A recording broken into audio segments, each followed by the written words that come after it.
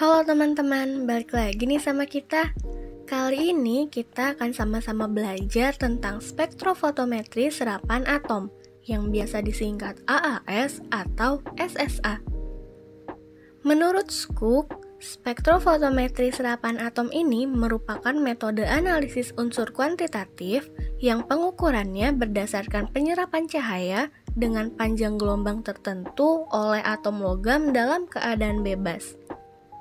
Prinsip kerjanya adalah bila cahaya dengan panjang gelombang tertentu dilewatkan pada suatu sel yang mengandung atom-atom bebas, maka sebagian cahaya akan diserap dan intensitas penyerapan akan berbanding lurus dengan banyaknya atom bebas logam yang berada dalam sel.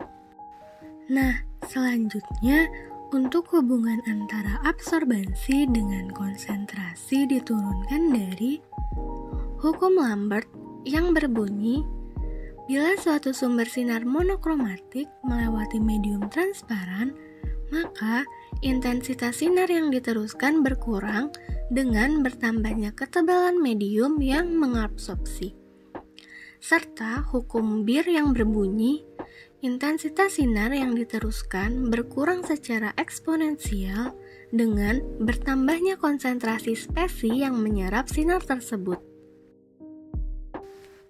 Dari kedua hukum tersebut diperoleh persamaan yang dapat disimpulkan bahwa absorbansi cahaya berbanding lurus dengan konsentrasi atom.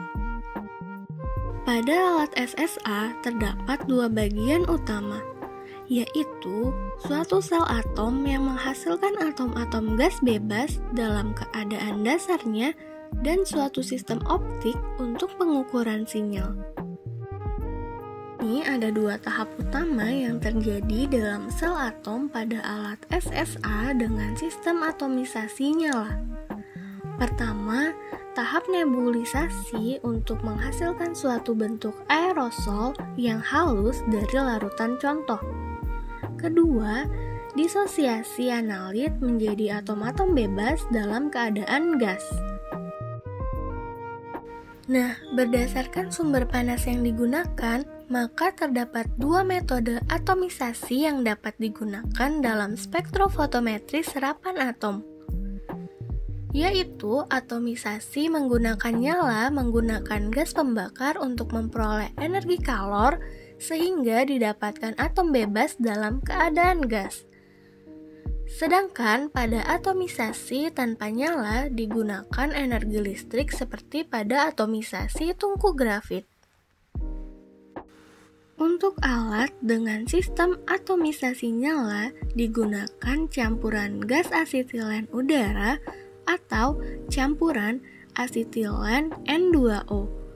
Pemilihan oksidan bergantung kepada suhu nyala dan komposisi yang diperlukan untuk pembentukan atom bebas. Sumber cahaya yang digunakan dalam alat AAS ialah lampu katoda berongga, yang terdiri dari suatu katoda dan anoda yang terletak dalam suatu silinder gelas berongga yang terbuat dari kuarsa. Katoda terbuat dari logam yang akan dianalisis. Silinder gelas berisi suatu gas lembab pada tekanan rendah. Ketika diberikan potensial listrik, maka muatan positif ion gas akan menumbuk katoda sehingga terjadi pemancaran spektrum garis logam yang bersangkutan. Berkas cahaya dari lampu katoda berongga akan dilewatkan melalui celah sempit dan difokuskan menggunakan cermin menuju monokromator. Monokromator dalam alat SSA akan memisahkan, mengisolasi, dan mengontrol intensitas energi yang diteruskan ke detektor. Nah, monokromator yang biasa digunakan ialah monokromator diffraksi grating. Energi yang diteruskan dari sel atom harus diubah ke dalam bentuk sinyal listrik untuk kemudian diperkuat dan diukur oleh suatu sistem pemproses data. Proses pengubahan ini dalam alat SSA dilakukan oleh detektor. Nah, detektor yang biasa digunakan itu tabung pengganda foton. Ketika foton menumbuk katoda, maka elektron akan dipancarkan. dan bergerak menuju anoda. Antara katoda dan anoda terdapat dinoda-dinoda yang mampu menggandakan elektron, sehingga intensitas elektron yang sampai menuju anoda besar dan akhirnya dapat dibaca sebagai sinyal listrik. Untuk menambah kinerja alat, maka digunakan suatu mikroprosesor, baik pada instrumen utama maupun pada alat bantu lain seperti autosampler. Nah, sekian penjelasan mengenai spektrofotometri serapan atom.